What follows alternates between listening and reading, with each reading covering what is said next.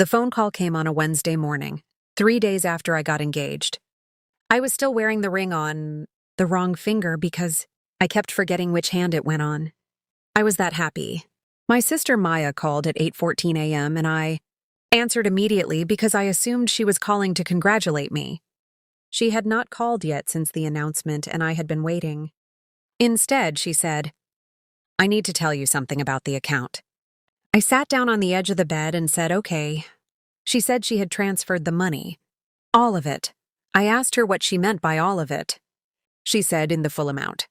I needed it for the business, and honestly, I didn't think you'd actually need it. You'll never find anyone anyway. I sat there for 11 seconds. I counted them afterward because I remember the clock on the nightstand. Then I said, "I'll call you back." I hung up and I did not call her back for 3 weeks. My name is Diane. I am 31 years old and I grew up as the practical one. Not the pretty one, not the ambitious one, not the one the family talked about at dinner with that particular tone of pride that makes everyone at the table sit up a little straighter.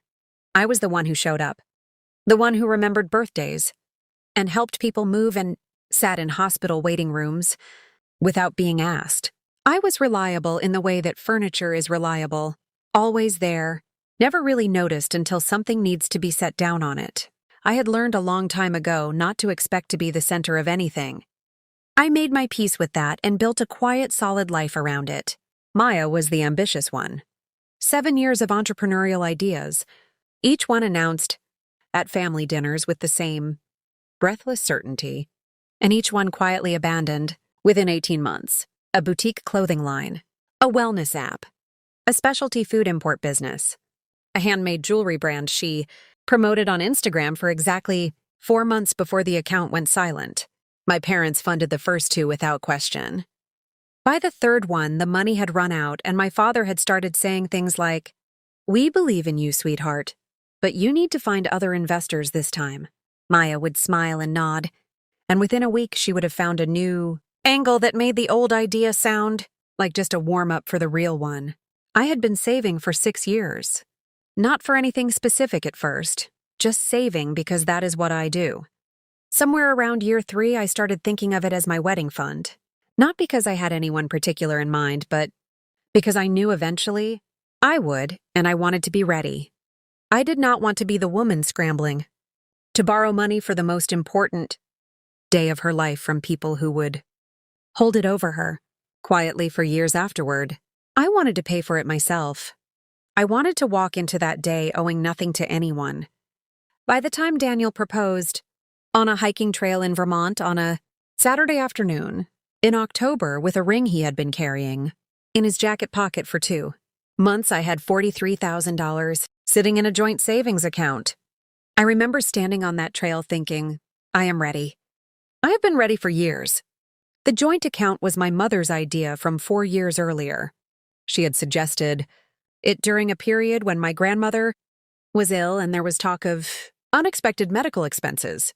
A shared family resource, she said, in case anyone hit a serious crisis. A safety net we could all access if something genuinely terrible happened.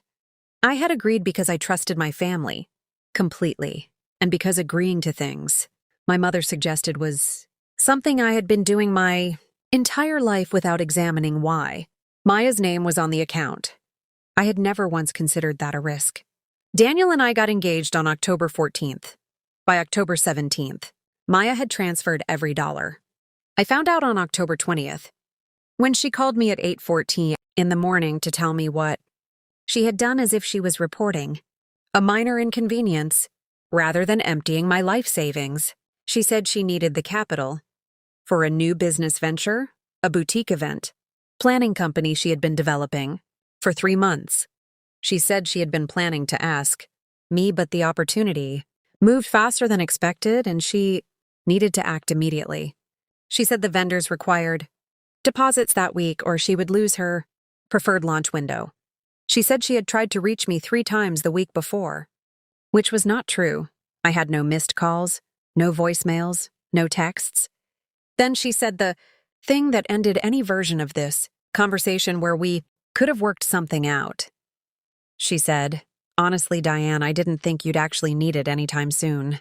You'll never find anyone anyway. I wrote that sentence in my journal that night, word for word. Underlined it twice, closed the journal. Then I opened my laptop and sent Patricia Okafor an email that said, "I need to speak with you tomorrow morning. It is urgent." Patricia had been my personal attorney for 4 years, handling contracts for my freelance consulting work. She was sharp and direct and never used more words than necessary, which is exactly the kind of person you want in your corner when something goes wrong. I called her at 9 a.m. the morning after Maya's call and explained the full situation without emotion. Patricia listened without interrupting. When I finished, she asked me 3 questions. Was my name on the account? Yes. Did I authorize the transfer? No. Did I have documentation showing the original deposits were made exclusively from my income? Yes. 6 years of bank statements showing every single contribution, every direct deposit from my consulting invoices, every manual transfer I had made from my checking account. Not $1 of that $43,000 had come from anyone but me. Patricia said, and we are in excellent shape. Give me 48 hours. I did not tell my parents that day. I did not tell Daniel that day either. I spent those 48 hours in a state of very focused calm that I think surprised even me. I gathered every document I could find. 6 years of bank statements organized by year. The original account agreement showing both names. Screenshots of every text message Maya had ever sent me referencing the account, including one from 2 years earlier where she had asked if she could borrow from it for a previous business. And I had said no clearly, and she had replied, "Okay, totally understand. No worries at all." I also pulled every text from the week she claimed to have tried reaching me. Empty. Nothing.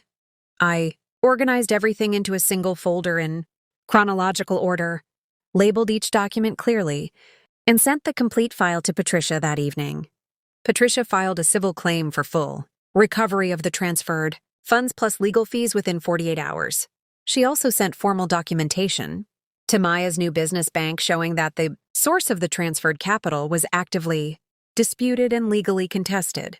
Maya's business account was frozen within 72 hours of the claim being filed. The boutique event planning company could not accept client payments, could not pay vendor deposits, could not sign contracts, could not launch. Maya called me 4 times the day the account was frozen. I let every call go to voicemail and listened to them that evening in sequence with a cup of tea and my journal open in front of me. Her first message was calm and businesslike. "Diane, I think there has been a misunderstanding. Call me back when you get a chance." Her second message was less calm. "Diane, this is genuinely affecting my launch timeline. I need to speak with you today. This is serious." Her third message was her crying, voice breaking in the way it used to when we were children, and she had done something she knew was wrong. I didn't mean it the way it came out. I was always going to pay it back. I just needed a bridge. Please just call this off. Her fourth message was 2 minutes of silence, followed by, "I cannot believe you are doing this to me." I listened to all 4 without skipping a single second. Then I forwarded them to Patricia, wrote the timestamp of each one in my journal, and went to bed at 10 o'clock and slept better than I had in a week. My parents called the next morning within 20 minutes of each other. My mother's voice had that particular quality it gets when she is trying to sound neutral but is not even close. She said, "Diane, surely there is a way to handle this privately without involving attorneys." I said, "This is being handled privately, through attorneys." She said, "You are going to destroy your sister's business before it even starts." I said, "Maya destroyed my wedding fund before my engagement was even a week old." My mother was quiet for a moment. Then she said, "You will get the money back eventually. Maya has always been good for her word." I said, "Patricia is making absolutely certain of that." Then I told her I had a call to take and ended the conversation. My father called 40 minutes later. He skipped the neutral voice entirely and went straight to direct. He said, "Diane, family handles things within the family." I let him finish. Then I said, "Dad, I handled things within the family for 6 years. I saved $43,000 in an account with Maya's name on it because Mom thought it was a sensible idea. I handled things within the family 2 years. Ago when Maya asked to borrow from that account and I said no, and she said she understood. She transferred the money anyway. 3 days after the happiest moment of my life, and told me on a Wednesday morning that I would never find anyone to marry. I have been handling things within the family my entire life. I am done now. He was quiet for a long time, long enough that I checked the phone to make sure the call had not dropped. Then he said, "She should not have said that to you." His voice was different when he said it, quieter. I said, "No, she should not have." Then I said goodbye and hung up and sat at my kitchen table for a few minutes doing nothing at all. The legal process took 11 weeks. Maya's attorney reached out in week 3 with the settlement offer, $30,000, immediate repayment and a payment. Plan for the remaining $13,000, spread over 2 years. Patricia advised me to reject it. I rejected it without a second thought. Maya's attorney came back in week 7 with an offer for full repayment of the $43,000 plus half my legal fees. Patricia reviewed it carefully, advised me to accept, and I accepted. The full amount plus $6,200 in legal fees was deposited into my personal account on a Friday afternoon in January. I transferred it immediately into a new account with only my name on it. Daniel and I got married the following September. Small venue, 70 guests, string lights strung across an outdoor terrace that overlooked the water. My dress cost $2,800, and I paid for it in full from the recovered funds without hesitation. Maya was not invited. I made that decision in week 2 of the legal process and never revisited it once. My parents attended. My mother cried during the ceremony in a way that had very little to do with happiness, and my father shook Daniel's hand too firmly and said, "Congratulations," in a voice that carried something heavier than the word itself. I thanked them both for coming, meant it genuinely, and moved on to the next table.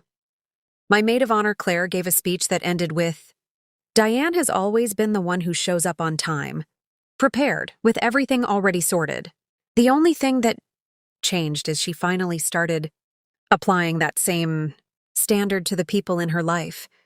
The room laughed warmly and Daniel squeezed my hand under the table, and I looked around at 70 people who had shown up entirely for us, and I thought about my sister sitting at home that evening, having missed all of it because she decided that 6 years of my careful saving was hers to take, and my entire romantic future was something she could dismiss in a single sentence on a Wednesday morning. I heard through my cousin 8 months later that Maya's event planning business eventually launched with a significantly reduced budget and a delayed timeline. I heard it was doing modestly. I received this information, noted it, and felt nothing in particular about it either way. I had stopped organizing my emotional life around what Maya was or was not doing long before that conversation happened. 3 months after the wedding, I quietly changed my phone number. Not as a dramatic gesture, not as a final statement, just practically and privately the way I do most things. I sent the new number to everyone who needed it. I thought carefully about that list. Maya was not on it. Neither was the version of my family that had spent years watching her take things that did not belong to her and calling it ambition. Here is what I understand now that I did not fully understand 6 years ago when I agreed to put my sister's name on an account containing everything I had worked for. Reliability is not the same as availability. Being the dependable one is not the same as being the one everyone can take from without consequence.